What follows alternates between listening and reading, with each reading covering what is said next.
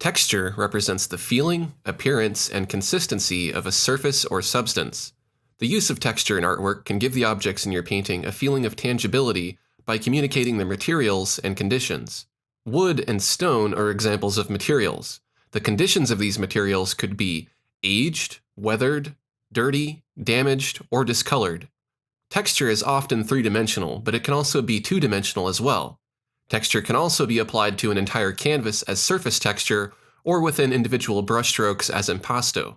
In this lesson, we'll focus on adding texture to objects in the painting, and in the following lesson, we'll take a look at adding texture to the overall painting. So let's go ahead and get started. If you'd like to follow along with me, go ahead and open the Primitives PSD. This is a composition that contains several layers. There's a perspective plane, a sphere, a cylinder, a cone, a cube, and a torus.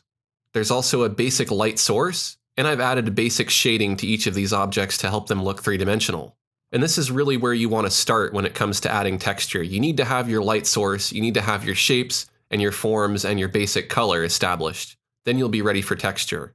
However, as long as you're working on layers like I'm doing here, you can go back and make edits to the shape, form, and color after adding texture.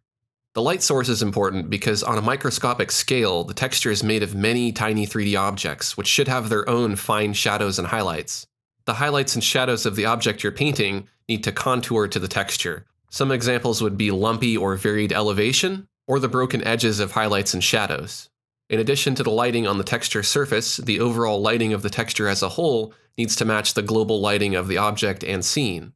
Now typically when I'm adding texture, I'm adding it on a new layer, and I'm using select layer content to put a selection around the shape of the object that I want to add texture to.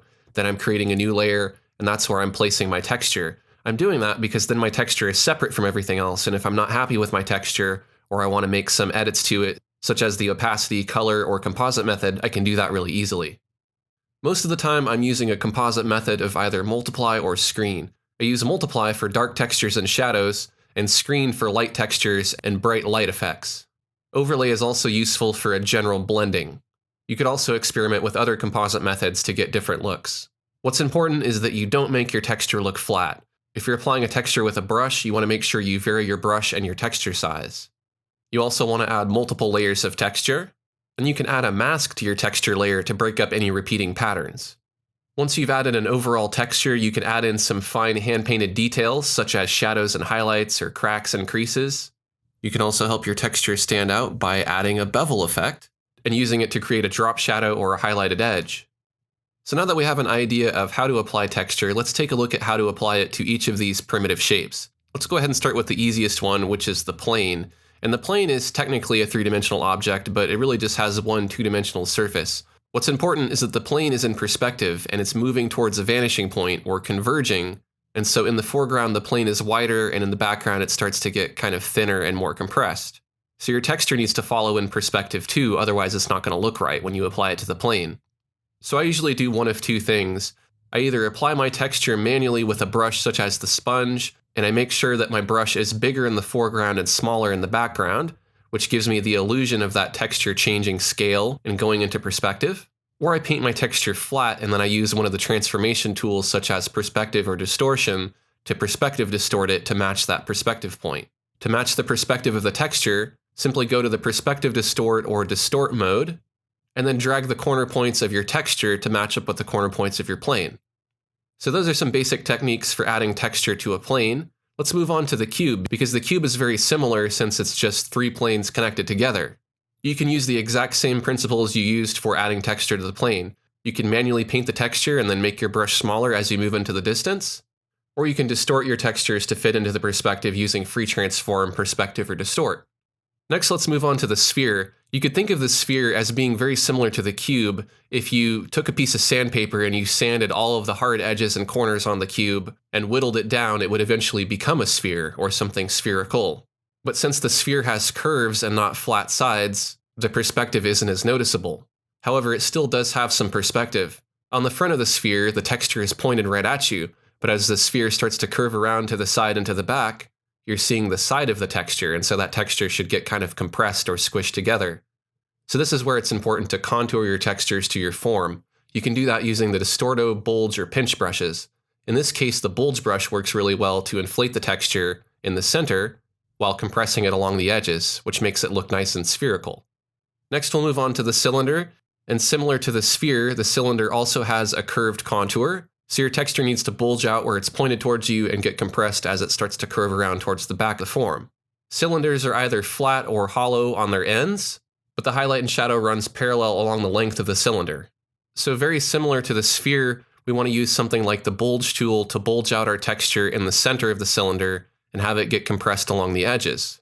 It may be helpful in some cases to stretch certain textures or to blend with parallel brushstrokes that follow the direction of the cylinder.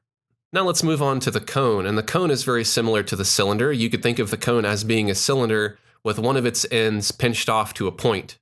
So the shading on the cone will be very similar to the cylinder. It'll just start out wide at the base and it'll get compressed at the tip. And you can actually do very similar shading as you would to a cylinder, and then simply free transform and use either distort or perspective distort to compress that shading to a point on the end of the cone. Again, you want to contour your texture to the form so it should bulge out where it's closer to you and it should get compressed as it's curving away towards the back of the cone. And then finally we have the torus, and the torus is kind of a donut or a tire shape. You could think of it as a cylinder that curves around so that both ends are connected to each other. So you would shade it the same as you would shade a cylinder, having your shading flow along the direction of the torus. So now that I've added some basic texture to each of these primitive shapes, I might add some finishing touches, such as a color cast and some focal blurring. Let's start with the color cast. The color cast is important because your object is going to be in an environment, and that environment might have some different colors. For example, if your object is next to a fire, it might have an orange color cast. If your object is outside during the day, it might have a blue color cast because of the blue of the sky. Or if it's sitting on the grass, it might have green reflected from the grass. Both your object and the texture in your object need to have some of this color cast. Now you can do that really easily by using select layer content to create a selection of your object, and then create a new layer on top of everything in your object, including the texture. And after choosing a composite method such as multiply or screen, you can either fill with a solid color or manually paint in some colors to add a color cast. Because that color cast is on a separate layer, you can always make adjustments to it and reduce the opacity to find a more appropriate blend.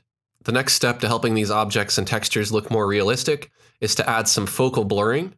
Depending on where your objects are located in your composition, they might be more or less in focus. Things that are further away in your composition will appear a bit softer because you can't see all the detail that you can when you're looking at something up close. So you can feel free to blur things that are in the distance, or if you have something in the foreground that you want to be really out of focus, you can blur that as well. Objects that are curved can benefit from some blurring along the sides that are moving away from you in three-dimensional space because that just helps it look more realistic. Now, because we want our texture to have the same amount of focus as our overall object, it would make sense to blur our object as a single layer. So to do that, we need to merge all of the object layers together, including the texture. That way, when we blur, we're blurring everything together equally. I recommend that before you merge your layers together, go ahead and save a copy of your artwork. That way, if you need to go back to the version with the layers, you can always get back to it. You can select a range of layers using Shift, or you can just simply select the group of layers that you want to merge, and then you can hit Ctrl-E to merge them together, and now they become a single layer. Now I can use something like the blur brush to go in and just blur a little bit to add some focal depth to each of these objects. Now these textures really look like they're actually part of these objects. So there you go, that's a basic overview of how to add texture to primitive objects. Now that you know how to add texture to these primitive objects, you can add texture to any object no matter how complex, because all objects are a combination of primitive shapes like these. In the next lesson, we'll take a look at a variety of ways to create textures using brush tools and different filters in our digital art applications.